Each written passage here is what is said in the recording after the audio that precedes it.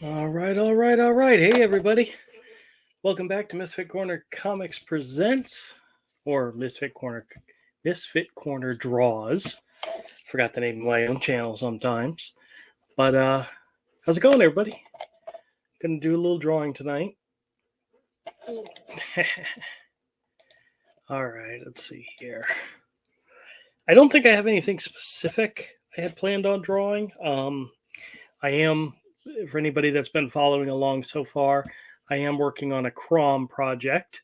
Not really sure how many pages it is. It's probably going to be anywhere from 15 to 20 pages, the main story, and then there'll be a secondary story. But actually, you know what? I want to do the paper this because I'm drawing a large image of Crom tonight. The first, my eye drops out of the way. The first image of Crom in the story is he's walking through a dark and scary swamp looking for something. And gonna kind of do just a layout of Crom and start from there.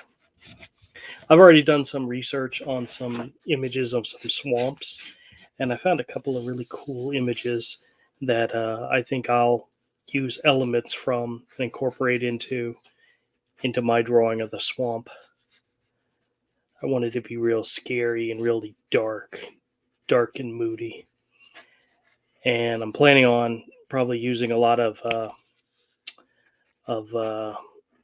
Zipatone techniques in it. Do some variations. Avery is fantastic in that with that kind of stuff, and he sent me a Zipatone file that he uses, and it's awesome. So, but I haven't used it in a long time, so it'll be interesting to pull that stuff out and maybe do some work with it.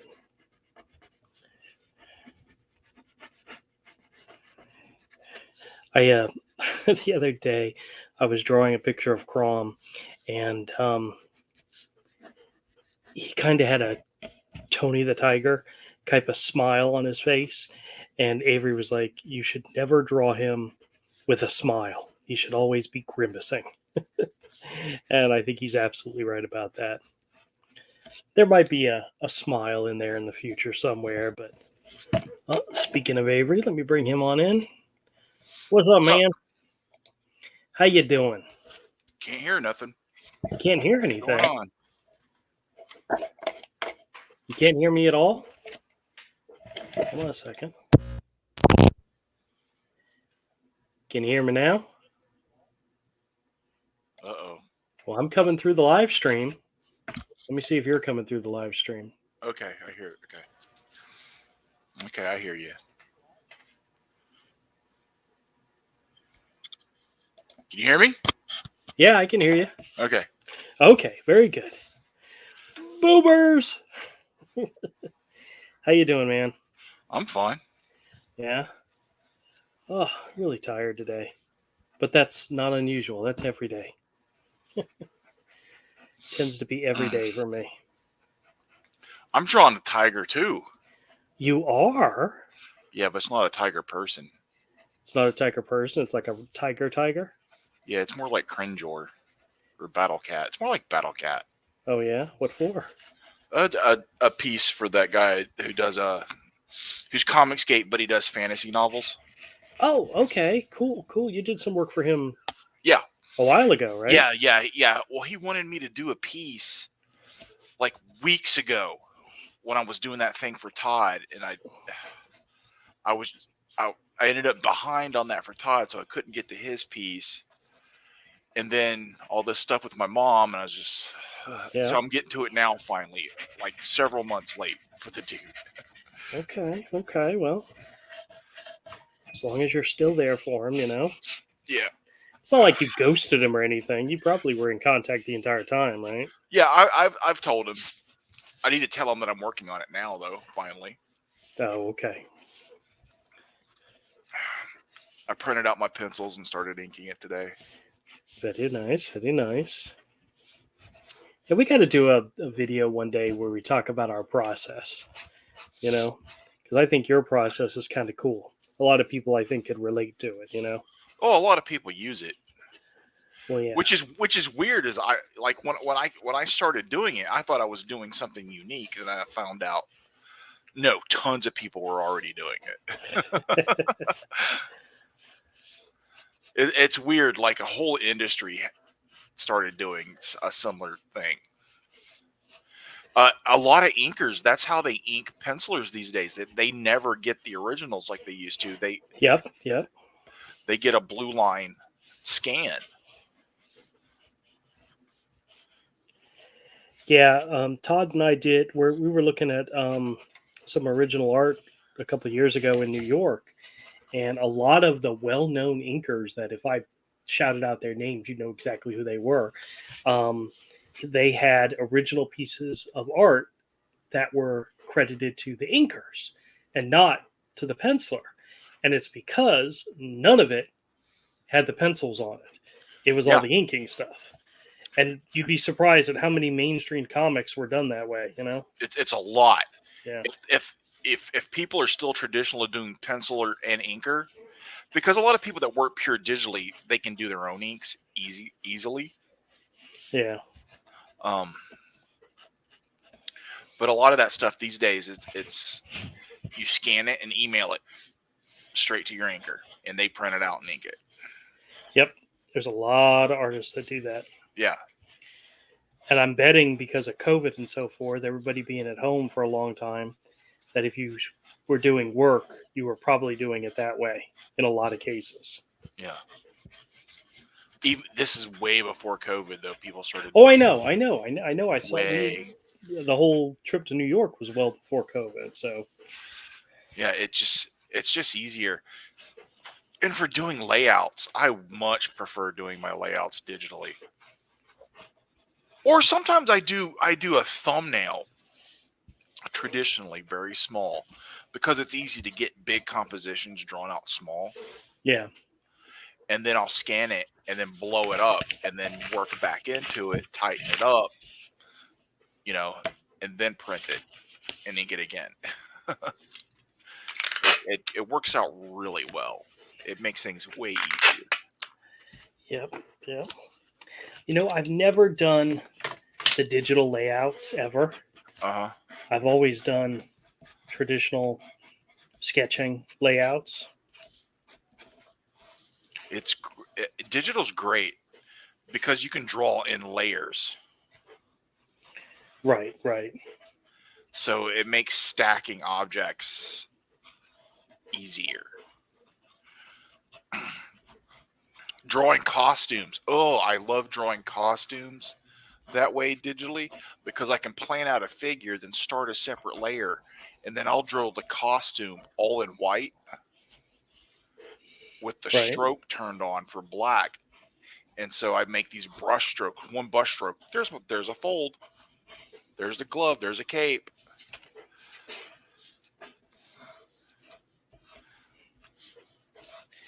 Yeah, just never got into digitally drawing anything. It speeds up the process a lot.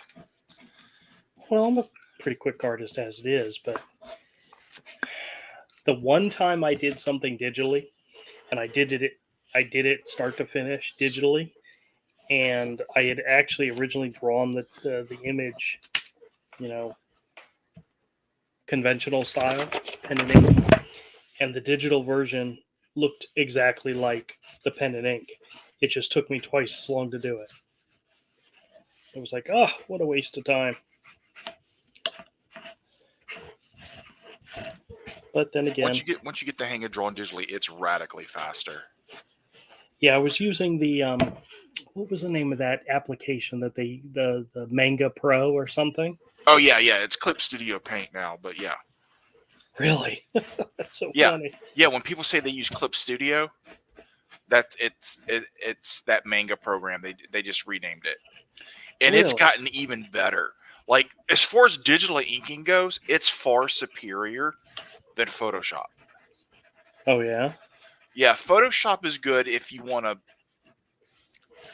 do editing like photographs and stuff. But for drawing, Clip Studio Paint's better. Now, how often do you use Illustrator? Never. Really? Okay. Never. I don't understand vector. I don't know how to use it. I used to use Illustrator for lettering, making word balloons and so forth, Yeah. and which it's really good for that. But I've been doing a lot more of my lettering just straight in Photoshop, because you can. Yeah, well, the letters are still vectored Yeah. in Photoshop. As long as you keep them on a separate layer and don't squish everything. Yeah. I learned the hard way to do that. Not to Yeah, do that. there are vector tools in Photoshop. So you can do it's just not as advanced as Illustrator, but you basic like drawing of word balloons, you can do all that in Photoshop. You don't have to go over to Illustrator. Yeah. And it's almost always been that way. It's just Illustrator was more advanced.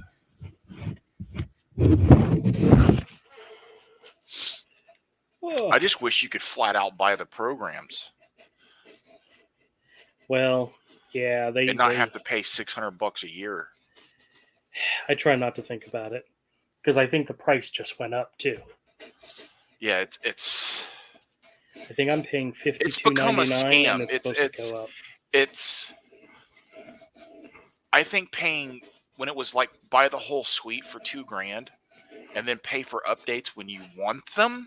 Yeah. Was a better deal.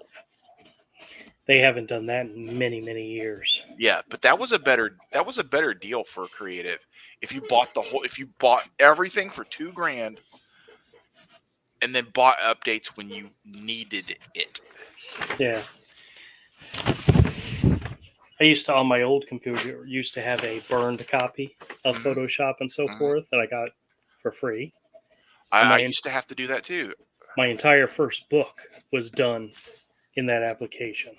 Yeah. So technically, all the work I put into that was free. Well, the use of the program was free. Yeah. But that ain't the case no more. Yeah. Can't get away with that now because that stuff is so out of date. Yeah. You know what? I could still get by with an older version of Photoshop with what I do. Yeah. And my style and the way I do it. I could still get by. It's just the older version of Photoshop won't use some of the resources I have now. Right. So. Yeah, a lot of what I do, I could probably get away with the old Photoshop because I don't do fancy stuff at all. It's all very, very basic stuff because that's all I know how to do is basic stuff. Yeah. Well, maybe it might be better for you to switch to Clip Studio. It's cheaper. Oh, really? Yeah. I don't think I've ever priced it. Oh, it's significantly cheaper, and you could do everything. I think you could probably do everything you want to. I do still use Adobe Acrobat for a lot of stuff too. So I don't know if Clip Studio has a version of that or not. I know, like I also pay for the Microsoft Office package. Because I use Excel and all that stuff all the time. I do not like the free version that you can get out there. Yeah. It's the open source stuff. Yeah. It's just, One-time purchase, Clip Studio Paint Pro, $50. Clip Studio Paint EX, all pro features, blah, blah, blah, bunch of stuff, $219. Buy it once. Huh. That's radically cheaper. It is. I may have to look into that. Well, I do it as a business expense, so yeah, it's a monthly business expense for me, but which is okay. If I was hard up for cash, I'd probably have to consider it. But right now, we're okay. But you never know. Crap changes on a dime around here. You know what I mean? Yeah.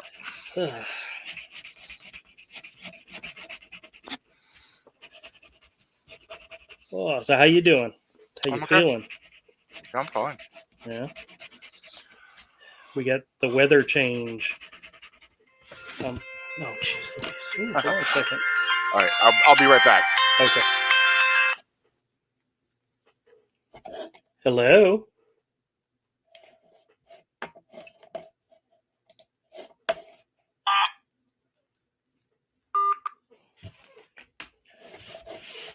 What am I doing? Getting a scam call at 8:30 at night. They didn't say anything, so it was just a test call.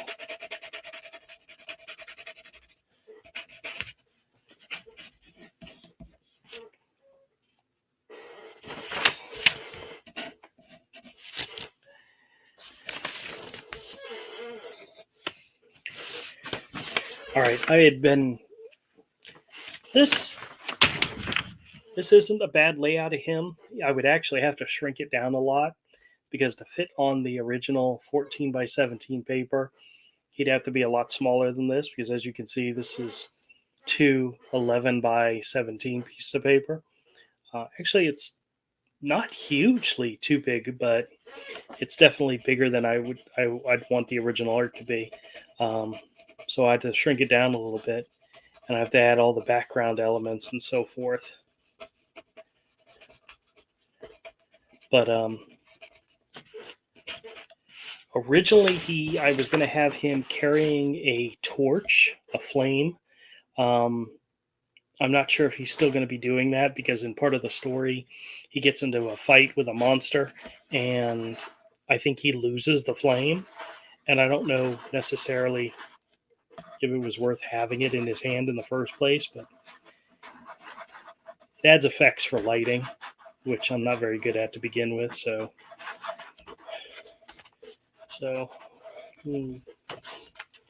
may still be in there. Haven't decided just yet. But there's going to be swampy effects, water, trees going around him, vines hanging down, mood lighting. And there's actually going to be something in the background that's going to hint at something that happens later on in the story. Oh, you know what I just realized I forgot? I forgot his tail. His tail would come like this. The back of him.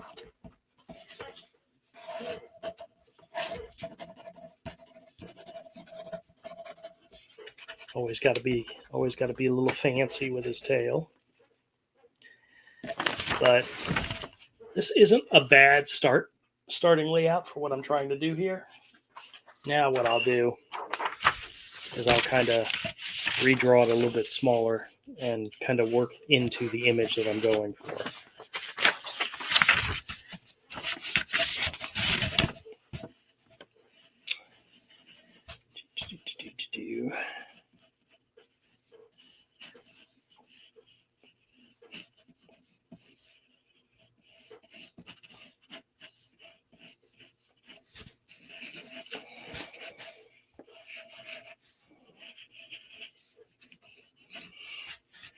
And from here, I'll decide whether or not we're going to do the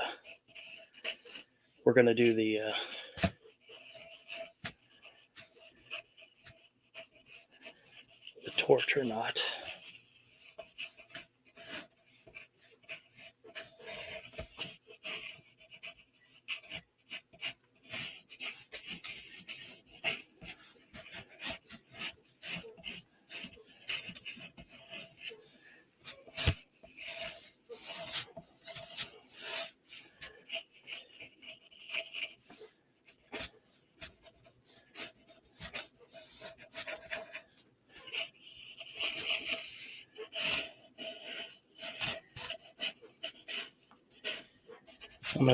I'm gonna do work on a design for the sword. I have an idea for a sword that he uses at some point in one of the stories that kind of has a direct connection to Hero and a sword that he uses. But I haven't actually designed the sword yet. But I'm not sure if this is the one he's carrying for this particular story or not, or if it's something he finds in some other adventure. Yeah. Yeah. But I want it to be like a throwback to something that happens in Hero. So we'll see. We'll see.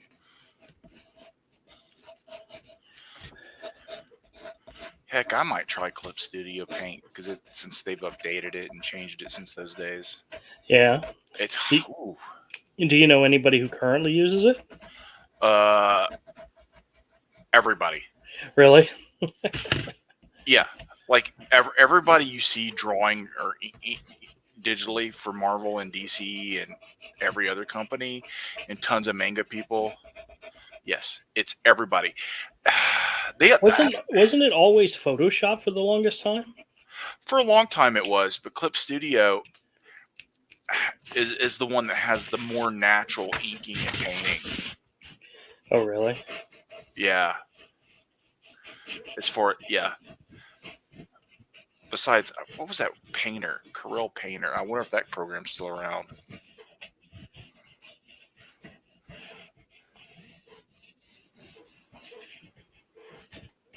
Oh, it is. It is still around.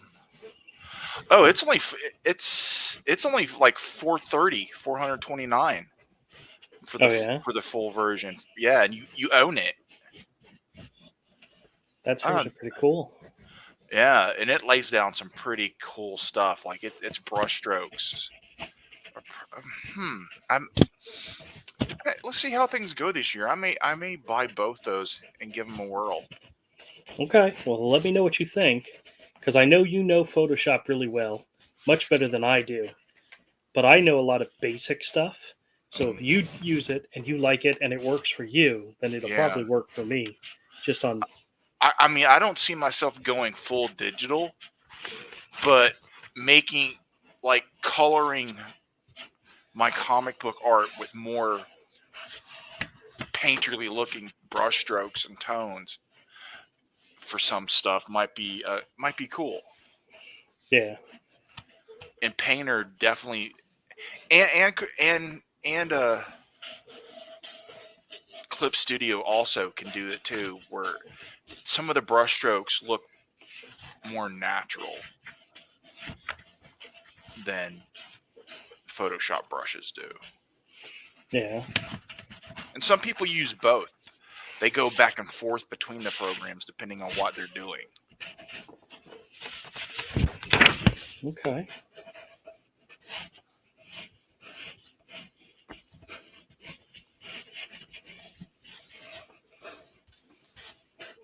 That's I made his leg way too long there, but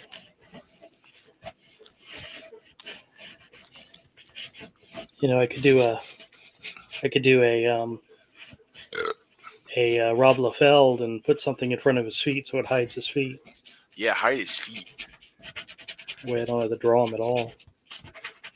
Yeah, cover up make him charge extra to see the feet. There's this one artist I follow on Instagram. I can't remember his name, but he draws a lot of really hot women. And when he draws them barefoot, he'll pixelate the feet and be like, "Yeah, you got to pay extra for that, you perverts." That's funny. Yeah, I thought so. I thought like that's funny.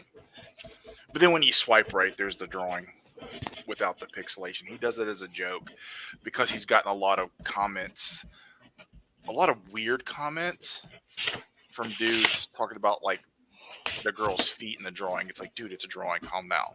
Yeah. Like, I don't care if that's your thing. Boobs, butt, legs, feet. I don't care. But like, calm down when it's a drawing. Just calm down. That's all. It's just a drawing. It's art. Chill. Ooh, I wonder if he's going to have any clothing on in this story. You want to draw a tiger dong? No, in just some of the images I've drawn of him, he's wearing like a half thing over his chest, like a half tunic or something. Yeah, like this. Goes over one shoulder, and it's torn here and a little torn here. I guess it's not necessary. It's not important whether or not he wears it or not, but sometimes he's naked. I don't know what is your furry audience like? Well, he does have a loincloth type thing going on. All right, but this is the idea, the layout for the first page. Gotcha. Where he's knee deep in this like really dark and foreboding swamp. Uh-huh. And there's a shadow of a centipede, like a huge centipede crawling behind him, which is kind of foretelling something that happens later. Oh, you know what? You know what would look cool for something like that? An overlapping border. You know those fancy borders you see in fantasy stuff. It's kind of like art. You know, kind of monk. Alfonso monkish. Oh yeah, yeah. I'm trying to do one of those on my new piece. I'm like, ooh. Well, actually, I was thinking more along the lines of using like some of the aspects of the swamp behind him as the border. Oh yeah, that'd be cool too. You know, so like there wouldn't actually be a frame around it. It would just be black and white. Yeah. You know, and then there's a lot of gray wash in the back and so forth, and very mood lighting ish. Ish, yeah. Yeah, we'll see. This is kind of like a big rock sitting in the middle of the swamp with foliage all around it. Oh yeah, foliage. Yeah. Foliage is sexy, man. Don't you know? Foliage. Charge extra for the foliage. Charge extra for the foliage. You know what? Somewhere out there's somebody that probably plants and foliage is their fetish. Oh yeah, of course. I mean, I've seen weirdos who are like sexually attracted to roller coasters. I had a guy one time who contacted me, and he liked drawings of superhero babes in death situations. And the one I ended up drawing for him was Batgirl entangled in a python. Like near death experiences. Like she's not getting out of this. She's dying. It's going to happen, but she's not dead, but it's going to happen. That's a weird kink, man. That is a weird thing. Well, somebody I knew, he reached out to this person, this other artist, and wanted the same thing. And the artist refused to do it because he didn't want to draw somebody in a situation where they couldn't survive, where they were dying. Like somebody, if you drew a picture of somebody getting shot in the head, he wouldn't do that because, there's no chance the person's going to escape. And the guy was like, I really want you to draw this image of a character in this situation. And he was like, no, I'm not going to do it. And it's like, okay, well, I did it. I got paid, but it was weird. Sure, everybody has their own limits. Oh, yeah. Like mine is I don't want to draw hardcore porn. I don't think anybody's ever asked me to. Actually, you know what? I drew a woman naked one time, and naked's fine. Well, when I drew the nipples, they were kind of like odd shaped because I was kind of like trying to, just kind of show where they would be without actually drawing them. And he was like, "You draw really weird nipples." And I said, "Well, that's because I really was trying not to draw nipples at all." I know it was weird, but just, Actually, the nipple looked more like it was like that, where it wasn't really a nipple. It was a shape. It was a shape to emphasize without actually drawing it. Exactly, indicate. Yeah, there you go. Yeah. All right, so I wanted to tell you about since I'm done drawing for the evening. I wanted to tell you about 2 experiences I had this weekend with people bringing in collections. Oh, I was like, you're going to say with monkeypox. I was going to be like, I don't want to know. My experience with monkeypox. Yes. Oh. Not a subject for the channel, but the first guy reached out to me and said, "Hey, I've got 5 long boxes," and he quoted me a decent price. And I said, "Well, bring it on in. Let me take a look at what you got," and I would seriously consider it. Well, another guy reached out to me and said, "Hey, are you interested in buying a collection?" And I said, "Sure, let me come by and let me know what you got." Well, the second guy ended up showing up first at the store on Saturday. And he was like, "Hey, I got a buddy of mine. He's the kind of guy that buys storage units, and he has a collection of comics he's looking to get rid of, around 40 boxes worth." And I go, "Okay, well, let's go take a look at it." And I went and looked, and they were small boxes, not long boxes, small boxes. And some of them were just regular boxes. They weren't even, comic boxes. Mhm. But I'm going through these comics, and it's somebody's collection from the 90s. It was Lady Death, um, Purgatory, all the bad girl stuff, right? Yeah, yeah, you could probably sell that. You could, but nobody's looking for that stuff right now, right? And I I mean, I don't know. there's tons, and oh no, yeah, I'm not done. There's tons and tons of it in there, and then I go through and I'm pulling out more, and there's old Image comics, and there is, if there were 50 DC and Marvel books in there, that was it. Mhm. There, it was all independent stuff. It was all independent stuff from the 90s. And I'm going through the boxes, and I'm already seeing that none of this stuff is stuff that nobody's looking for. It's not immediate seller stuff. It's junk stuff from the 90s. But I mean, there's a lot of it, so there's potential here, right? Mhm. So I get to one box, and I pull out. There was a run of Next Men, and I Oh. pull out a couple issues of John Byrne's Next Men, and I'm showing to the guy. I said, "Okay, come here, look," because well, the guy that owned the boxes only spoke Spanish, and his friend was there as a translator, and he spoke English. So I'm showing him, and I go, "Okay, I want you to see these three books. This is Next Men issues, blah blah blah. I forget what the issue numbers is, but it says on them Part 1, Part 2, and Part 4." I said, "As you can see, Part 3 is missing. That's the first appearance of Hellboy. Mike Mignola's Hellboy. Everybody knows that.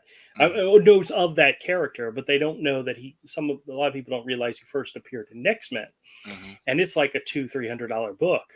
And I said, somebody has already gone through these boxes and pulled out the good stuff. If there's any good stuff in here, it's no longer here. If there ever was, it's no longer here. And I showed him, this is a prime example, because this is not a book that people would look for unless they knew what they were looking for. And I told the guy, all these boxes have been picked through. All that's here is $1.50 books. There's nothing major here. And then the guy said, "Well, what are you thinking?" And I thought about it, and I know for a fact Mhm. that Some the of the guy. Lady Death books are over $100, a couple $100. Yeah, there might have been, but yeah, No, they are. I'm looking. it was 37 boxes of this kind of stuff. Mhm. Okay, and I know for a fact that the guy that usually buys collections does 5 cents a comic. So if there were 4,000 comics here, Mhm. he would probably only offer them maybe $200. Yeah. Okay. So I thought, okay, maybe I'll double that offer. And then I thought, well, that seems still kind of low. And then I thought, what do I have access to right this second that I could go and get? So I made him an offer, and the guy immediately turned me down and said no. No counter, no nothing. And usually when somebody just turns you down and doesn't come back, and also when I first asked him, I said, "What are you looking for?" And then they say, "Well, they have a price in mind, but they're not going to tell you. So they want you to offer a price." And usually you offer low and then you negotiate up. Mhm. I offered him, he said no, and that was the end of it. I'm like, and I literally, when I thanked him for his time, and I told him why I was offering him what I was. And when I left, I called my brother-in-law up, because knowing that he and I are going to be doing a show. Well, originally it was at the end of this month. It's now at the end of September. And I'd rather use that money to buy books there, because I know I can get good stuff there. Mhm. I called him up and said, I offered him this amount of money. He said no. And I went, whew, thank God. Mhm. Because had he taken it, it would have, I mean, I could do it. I wasn't going to offer him money that I didn't have access to Yeah. or couldn't afford to do, but it would have been a crunch later on. And Yeah. he said no, and I'm like, oh, thank Listen, God. if all it was the filler issues for those type of books, I would have offered the $200 Oh and no, not I offered and him more than double that, see, I and he wouldn't have. said no, I and he wouldn't said have, no. and Yeah, he could have said no, and I've been like, "Hey, fine," because it's going to take me 6 months. It's going to take me a year to get rid of all this shit, yeah, or longer. or Exactly, or exactly. longer, or longer. Will you make your $200 back off that stuff? Yeah, but you're only going to make it 50 cents at a time over Yeah, yeah. Well, the over funny part years. is, so when I went back to the store, the guy who originally had made contacted me about selling the books came in. I looked through the books. I said the deal was good. I gave him the money, and then he went and looked. I didn't realize he was the same guy who had been in the store a few weeks before and had bought a whole bunch of stuff. So I was like more than willing to do the deal with him. And then he went and was looking through stuff, and then he came back and bought. He spent 40% of what he gave me right back at me. He literally gave me back 40% of it. And I'm like, dude, we should have worked out a deal with cash and credit. Yeah. You could have gotten more. But he was happy. Yeah, cool. And so was I. And I'm still going through the comics. So, well, since we're done drawing for the moment, yeah, and I want to shoot the crap with you off stream. So let me go ahead and wrap this up real quick. Okay. Anybody who comes and checks out the video, thank you so much for coming by and checking it out. There's more stuff coming soon. Also, just so you know, I've been reworking and reposting some of the older Crom videos in a series I'm calling Creating Crom. And I just posted today probably one of my all-time favorite illustrations. It's the one that I kind of did my own version of the Crazy Uncle Bill Sienkiewicz painting, where it's Conan with the axe. Mm-hmm. I did my own version of Crom in that position, and it's the video of that, which is probably one of my favorite illustrations of the character so far. So what people have got to realize, when you've got a collection and you don't have a lot of the key issues in those runs, like you've taken them out like that. Yep. If you've got a box full of stuff that are $5 to $20 issues, those issues that are mostly in that range, nobody's going to give you shit for that buying it in bulk. Yeah. Because they're going to have to sell those. It's going to take them forever to sell that shit. Yep, absolutely. I mean, will they eventually sell it? Most of it eventually. But it's going to take forever. So they're not going to hand you even half that value. They can't afford to. It's a bad business deal. All right, well, we're wrapping up the video now. So everybody out there, peace out. See you next time. And join us Friday for the Comic Talk, where we'll talk more comics. Bye. Bye.